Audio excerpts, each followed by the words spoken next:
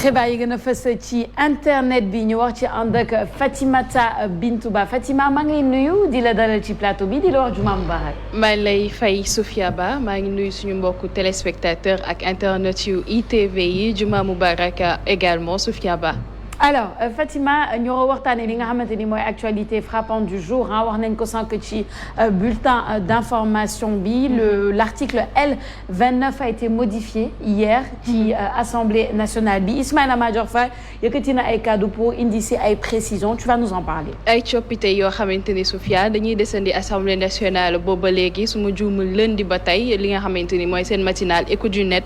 ñu ngi nekk foofu la ci Assemblée nationale ci li nga xamante ni ñu ngi fa nekk liggéey bi ñu woowoon député yi dañu koy door rek ak eMédia.sn comme ni nga ko daal di waxee ñoom ñëw nañ bu baax a baax ci ki nga xamante ni mooy Ismaïla Madior Fall ba mu jëlee kàddu yi nga xamante ni leeral yi mu daal di indi ci article 29 bi article 29 bi nag am na ñoo xamante ni déjà commencé nañoo def maanaam njumte parce que ñi ngi naan suspension ñi ngi naan modification donc moom ñëw na bu baax a baax ci li nga xamante ni moom nañ ko daal di woowee modification parce que coppite lañ ci daal di indi ñu ba nekkatul li nga xamante ni moom lañ ko daan woowee ñu daal di changer ni nga xamante ni mooy tur bi Ismaïla Madior Fall ci lu mu daal di xamle mu ne soumis au vote des députés projet de loi bi nga xamante ni mu ngi nekk ci révision constitution bi ba tey ci la ñu nekk daal di nañ koy adopté démb foofu la ci assemblée nationale bi texte bi nag li nga xamante ni vote bi nii la daal di tëddee 123 votes yoo xamante ni ñoom ànd nañ ci ñaar ñoo xamante ni ñoom ànduñu ci d'accorduñ ci benn yoon ak 33 yoo xamante ni abstention ñoom waxuñu waaw wala waxuñu déet Seneweb itamit ñëwaat na bu baax a baax ci li nga xamante ni moo xewoon na foofu la ci assemblée nationale ba nee nañ les députés plutôt acte li nga xamante ni mooy la suppression de la CREI sànq maa lay wax ci modification ak suppression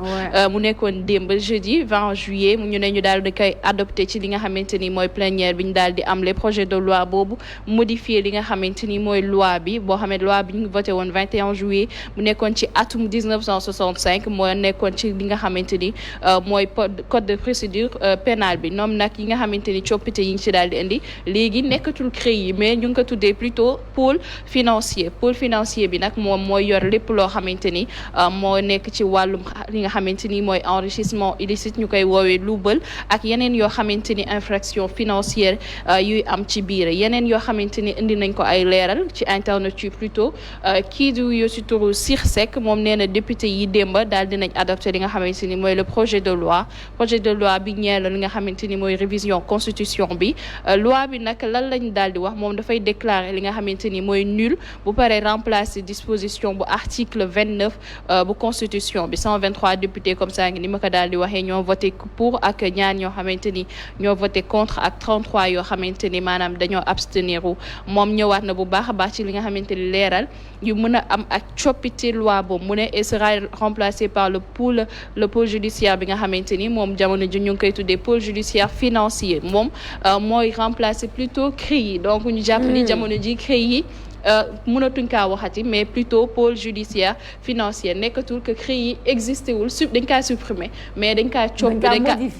kaa modifier mu ne loolu nag nga xamante ni day ab instrument boo xamante ni dafa jublu nekk si wàllum mooy répression bi nga xamante ni ay répression crime maanaam xaalis boo xamante ni dañ kaa luubal comme ni nga ko doon waxee sànq ak ay délits économiques ou financiers délit dafa am ay délits yoo xamante ni économique ou financier ak naka la ñuy saisir yi nga xamante ni mooy pôle judiciaire boobu parce que nee nañ bu fekkee jamono ji ñu bëri dañuy wax ni xaalis bi mënoon nañ kaa def mu gën a tuuti mais bu ñu ko defee mu gën a tuuti liggéey bi day bëri parce que 50 millions de francs CFA à partir de 50 millions de francs CFA ci nga leen mën a saisir mais bu fekkee lu nekkul loolu au-dessus de loolu dañuy jàpp ni dañ koy juger li nga xamante ni mooy escroquerie su ko defee loolu beneen àtte lañ moo si daal kii di Pape nag ñëw na ci beneen loo xamante ni xew na tamit wala daal dinañ koy voté démb foofu la ci assemblée nationale mooy lu jëm ci wàllum parrainage bi parce que parrainage bi tamit indi nañ si ay coppite ay modification yoo xamante ne pour askan bi gën kaa comprendre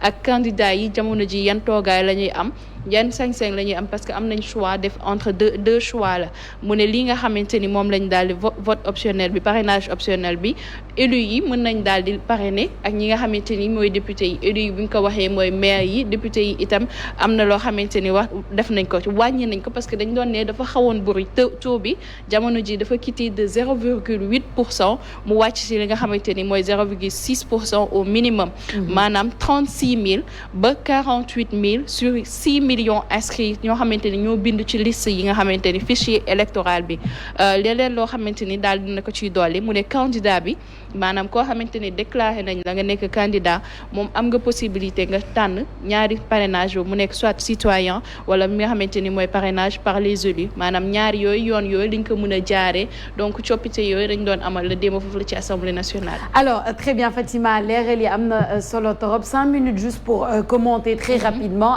man lu tax ma ne leeral yi am na solo parce que la question que je me pose souvent c'est est-ce que bu ñuy voter ay projet de loi askan wi comprendre na les tenants et les aboutissants du projet de loi wala des projets de loi qui sont souvent votés ou modifiés à l'Assemblée nationale par exemple leeral bi nga indi léegi bu am solo mooy la CREI ñu bëri dañu foog ni la CREI n'existe plus comme tu dis mais c'est pas ça elle a été modifiée te modification yi dafa am solo ñu comprendre ko comme par exemple lépp lu jëm ci crime économique yi wala bokk aussi je pense nous ça le fait que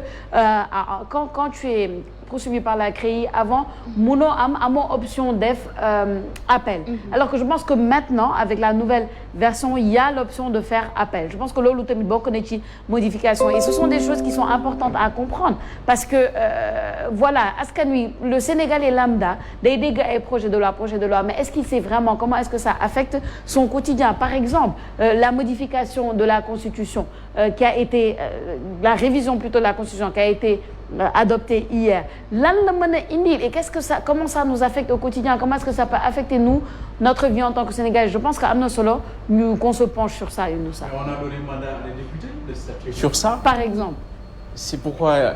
je pense hier Fatima dafa bi mu jóg ñu doon waxtaan ci li tax député yi seen toogaay ci Assemblée nationale doon toogaay wu am solo. xam nga man dew ma fa Safia dew ma fa kenn mais pourtant ils ont voté. Tous les 123 je pense qu'ils ont dit oui. Ils l'ont dit au nom du peuple. Ouais. Ceux qui se sont abstenus Sophia. Oui. Ils se sont abstenus au nom du peuple. Donc moo tax ñoom seen rôle dafa nekk rôle bu am solo te nag Sophia je pense que démb rek ñu ci doon waxtaan je pense à la radio. dans nos éditions.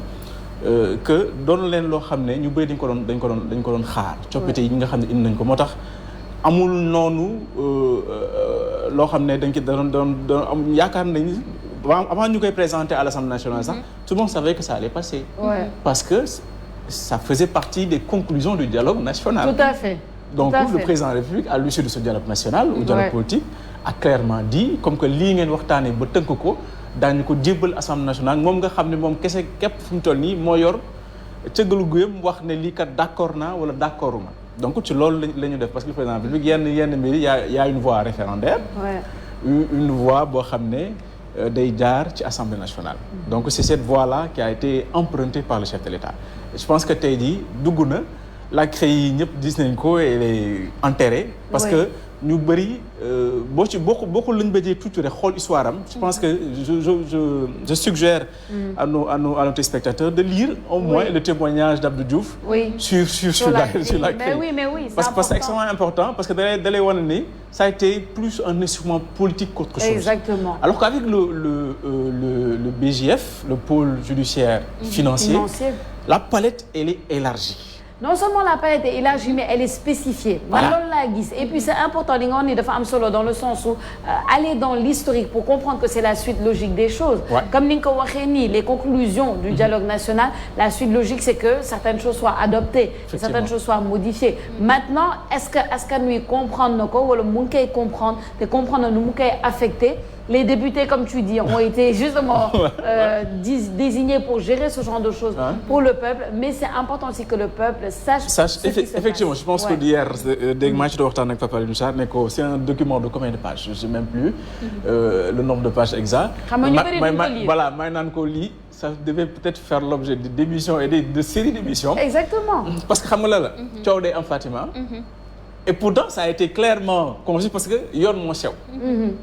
mbir mën na am on se rappelle du cas de Khalifa Sall. bi ñu ko doon jàpp ci mbirum gestion de caisse bi. mais c'était prévu par la loi. exactement et puis loolu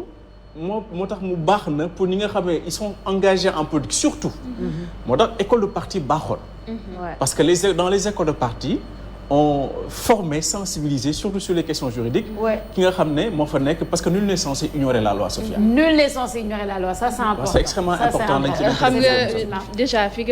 nga daanelee c'est-à-dire que politique ni ñu doon defee politique avant ak maintenant école du parti dafa mel ni léegi Sénégal ñun dañuy adhérer rek ci benn parti politique parce que dañoo gedd gis suñuy intérêt et pourtant boo xoolee démb Assemblée nationale li fa xewoon am na ay députés yoo xamante ni da nga leen gis nga xam ne exactement ñii xamuñu sax. Ils ne sont même pas penchés sur le dossier. Voilà xamuñu ça exactement projet de loi bi si nan lay wax.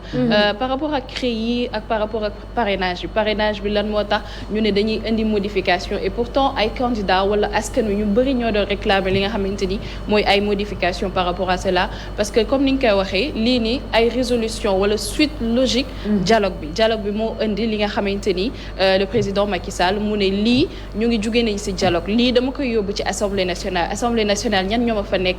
c'est-à-dire askan wi ñoo nekk foofu la ci Assemblée nationale mais en miniature donc on peut dire que c'est le choix du peuple ñoom ñoo daal di tànn adopter li nga xamante ni mooy voter li nga xamante ni mooy loi yi et leneen loo xamante ni bëgg naa aussi ñu wax ko mooy par rapport ak communication manque de communication wala manque de pédagogie bi nga xamante ni yenn xew-xew yi wala yenn vote de loi yi projet de loi yi suñ ko amee sénégalais lambda damay jàpp sama benn maam boo xamante ni wala sama benn yaay boo xamante ni mu ngi toog ci Gandiol xamul exactement li ñu doon voté lan la baax na ñoom bu ñu jëlee parole wala kenn koo xamante ni balaa ñoo dem ci yooyu ñu expliquer bu baax a baax def des campagnes de communication jaarale ko ci télé yi nga xamante ni am nañ télé am nañ chaîne nationale am nañ RTS am nañ télévision ay privé yu bëri ci Sénégal. Pourquoi pas une chaîne parlementaire ça existe dans d'autres pays. C'est une idée. mi ngi noonu. et ça permet d'expliquer ñu xamal Sénégalais yi exactement lii nii ñuy defi fii lii moo ko waral parce que ñu bëri démb xamuñu exactement député yi lan lañ doon def député parce que am na ñu bëri jàpp nañ ni député yi actuellement ñu ngi en vacances. exactement mi ngi noonu en tout cas di la gërëm di la sant bu baax Fatima ci xibaar yi gën a fës ci internet bi amoon na solo torop. on se donne rendez-vous lundi inchallah. Fatima jaaram am na solo de. à lundi inchallah. Younoussa mon binôme tu restes avec moi on va accueillir Pape Madiakhaté Sarr sur le plateau il va nous donner toute l'actualité sportive lépp li jëm ci tàggat yaram ak Pape